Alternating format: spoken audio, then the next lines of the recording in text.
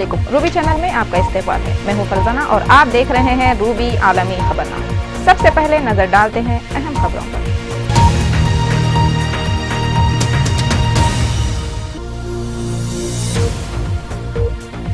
गैर कानूनी तारिकीन वतन के खिलाफ कार्रवाई। मक्का मुकरमा की 50% बेकरियां बंद। दस्तावेजात दुरुस्ती की मोहलत से फायदा न उठाने का खामियाजा।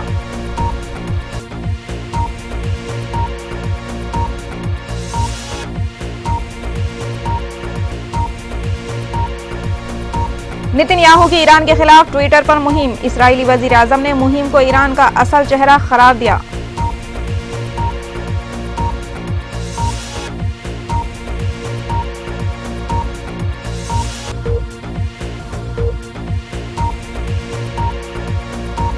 जमीन से जमीन पर मार करने वाली अग्नि-1 मिसाइल का कामयाब तजुर्बा।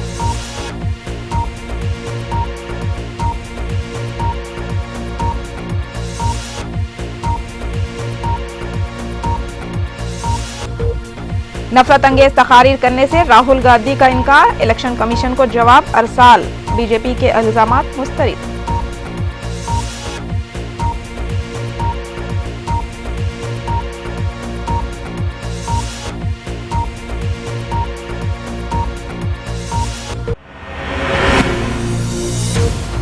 अब खबरें तफसील से। हिंदुस्तान ने मुल्क की सतह पर तैयार किए जाने वाले एटमी सलाहियत के हामिल जमीन से जमीन पर मार करने वाले अग्नि-1 मिसाइल का तजुर्बा किया है। हिंदुस्तानी मीडिया रिपोर्ट के मुताबिक जुमे के रोज 9:35 पर इंडियन आर्म्ड फोर्स की स्ट्रेटेजिक कमांड ने 700 किलोमीटर तक मार करने वाले अग्नि मिसाइल का तजुर्बा उड़ीसा के साहिली इलाके से किया है। हिंदुस्तानी हुकाम के मुताबिक मुल्क की सतह पर तैयार किया गया है और ये हर तरह के एटमी वार हीड लेकर जाने के अलावा 700 किलोमीटर तक जमीन से जमीन तक अपने हदफ को निशाना बनाने की भी सलाहियत रखता है। आजकल मुल्क में प्याज और टमाटर की सियासत उरूज पर है और गुज़िश्ता चंद माह से प्याज की कीमत आसमान को छू रही है। आपको याद होगा कि 100 रुपये फी किलो के हिसाब से दरमियानी दर्जे की प्याज फरोख्त की गई थी और मरकजी हुकूमत ने बैरूनी ममालिक से प्याज की खरीदी शुरू कर दी थी। हर एक की ज़बान पर प्याज के ही चर्चे चल रहे थे क्योंकि प्याज की कीमत बढ़ने की वजह से गरीब और दरमियानी तबकात प्याज इस्तेमाल न करने पर मजबूर हो गए थे और 100 रुपये फ़ी किलो प्याज खरीदना गरीबों के लिए लम्हा फ़िक्र बन गया था। लेकिन हुकूमत ने कई बहाने बनाते बनाते आखिरकार प्याज की कीमत पर काबू पा लिया। लेकिन दूसरी जानिब प्याज की जगह टमाटर ने ले ली है। आज टमाटर की कीमत 80 रुपये फ़ी किलो है और आवाम टमाटर की कीमत बढ़ने से फ़िक्रमंद हो चुके हैं। आवाम को नुकसान और बड़े बड़े ताजरीन और मोंडेकारों की चांदी बन रही है। आपको याद होगा लोग सोने की कीमत में इजाफा होने से इतने ज़्यादा फ़िक्रमंद नहीं हुए थे, लेकिन प्याज की कीमत और टमाटर की कीमत में इजाफे से काफ़ी फ़िक्रमंद हुए हैं क्योंकि ये रोज़मर्रा के इस्तेमाल की अहम चीज़ है और हर सालन में इसका इस्तेमाल किया जाता है। बड़े बड़े ताजरीन और सियासी कायदीन मोंडेकारों ने एक मंसूबे के तहत आवाम को ठगना शुरू कर दिया है क्योंकि इससे किसी को भी पता ही नहीं चलता। दूसरी जानिब दूसरी तरकारियां भी 40 रुपये किलो के हिसाब से फ़रोख्त हो रही हैं। पत्ते वाली सब्जियां भी अपना रिकॉर्ड बना रही हैं। इस तरह मुल्क में आज ताज़ा सियासत टमाटर और प्याज की चल रही है क्योंकि ये मुल्क की अहम तरकारियों में शामिल है। इनकी कीमतों में बड़े पैमाने पर इजाफा होने की क्या वजह हो सकती है? टमाटर की पैदावार आंध्र प्रदेश में काफ़ी होती है, फिर भी इसकी कीमत आसमान को छू रही है। ये भी एक सियासत है। लेता तो पाव भर में काम चला रहा है भैया, घर में भी बात सुनता है और एक टाइम खाना खा रहा है। क्या करे, मजबूरी है। सामने वाले के पास कितना कमाएगा, कितना खर्चा करेगा। सब्जी का मतलब 400, 150 से 200 के बीच केवल प्याज और आलू में लग जाता है। उसके बाद टमाटर, बाकी सब्जी 300 से 400 रुपए का बजट हो जाता है, जो 3 से 4 दिन चलती है। मुश्किल नहीं बढ़ चुकी है। जो टमाटर आपका 4 रुपए और 10 रुपए किलो बिकता था, आज वो 80 रुपए किलो बिक रहा है।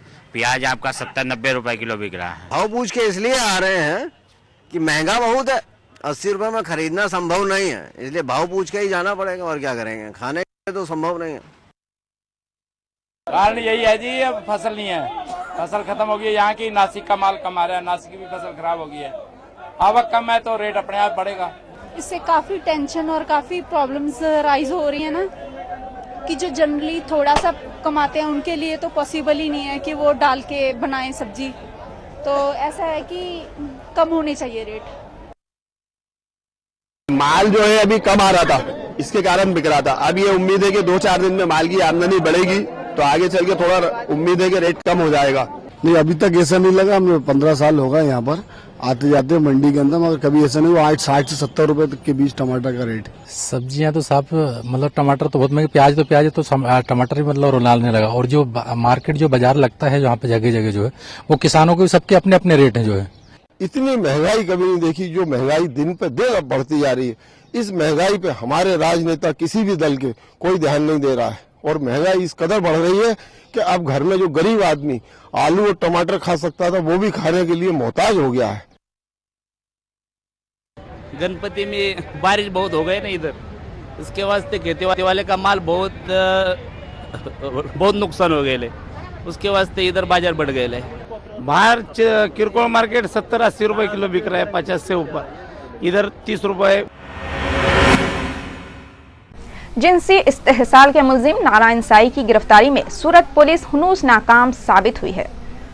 सूरत आश्रम में लड़की की मुबैना इस्मत रेजी का मुलजिम नारायण साई हुनूस पुलिस के शिकंजे से महफूज है। कई दिनों से जारी तलाशी मुहिम के बावजूद नारायण साई का पुलिस को कोई सुराग नहीं मिला। ताज़ा मुहिम में सूरत पुलिस नारायण साई के मोबाइल के मुखाम की निशानदही कर ली है, लेकिन इसके बावजूद वो पुलिस से बचने में हुनूस कामयाब साबित हो रहा है। सूरत पुलिस ने ताज़ा कोशिश में एक एक्शन प्लान तैयार किया है, जिसके तहत नारायण साई को हिरासत में लेने में कामयाबी हासिल हुई। सूरत पुलिस अपनी ताज़ा मुहिम में नारायण साई के करीबी लोगों पर नज़र रखे हुए हैं। इसके अलावा आसाराम के आश्रम में भी तहकीकात की जा रही है।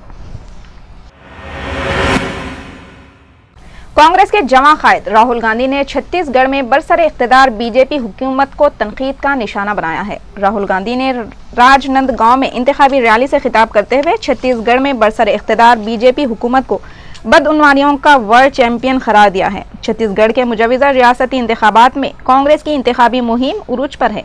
एक दिन कबल अपने दौरे में सोनिया गांधी ने भी छत्तीसगढ़ हुकूमत को बदउनवान करार दिया था। राहुल ने अपने खिताब में कहा कि छत्तीसगढ़ में माओविस्टों के हमले में कई कांग्रेसी कायदीन अपनी जान से हाथ धो बैठे, लेकिन बीजेपी की हुकूमत खामोश तमाशाई रही। राहुल गांधी ने कहा कि छत्तीसगढ़ के कांग्रेसी कायदीन का खून रायगा नहीं जाएगा। उन्होंने वजीर आला नंद कुमार पटेल पर भी तनकीद करते हुए कहा कि उन्होंने छत्तीसगढ़ की तरक्की के लिए कुछ भी इक़दाम नहीं किए।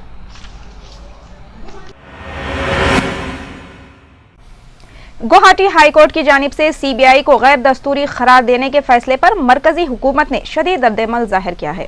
वजीर कानून कपिल सिब्बल ने एक बयान में कहा कि गुवाहाटी हाई कोर्ट की जानिब से सीबीआई की सरगर्मियों को गैर दस्तूरी करार देने के फैसले को सुप्रीम कोर्ट में चैलेंज किया जाए। सिब्बल ने बताया कि इस मसले पर गौर व खौज की जाएगी। कपिल सिब्बल ने गुवाहाटी हाई कोर्ट के फैसले को गलत करार देते हुए पीर तक सुप्रीम कोर्ट में चैलेंज करने का ऐलान किया है। वाज़ेह है कि एक दिन कबल गुवाहाटी कोर्ट ने एक मुतनाज़ा फैसले में सीबीआई के क़याम के लिए मंजूरा करारदाद को मुस्तरद कर दिया था। गुवाहाटी हाई कोर्ट ने सीबीआई की तमाम कार्रवाइयों को गैर दस्तूरी करार दिया था। नरेंद्र कुमार नामी शख्स की दाखिल करदा दरख्वास्त रद्द पर गुवाहाटी हाई कोर्ट के 2 रुकनी बेंच ने फैसला सुनाया था। दरख्वास्त गुजार ने सीबीआई के क़याम को चैलेंज किया था। नरेंद्र कुमार के खिलाफ सीबीआई की दाखिल करदा चार्जशीट को गुवाहाटी हाई कोर्ट ने कलअदम करार दिया था, जिन्होंने सीबीआई की जानिब से केस दर्ज करने और किसी शख्स को गिरफ्तार करने की कार्रवाइयों को गैर दस्तूरी बनाया था।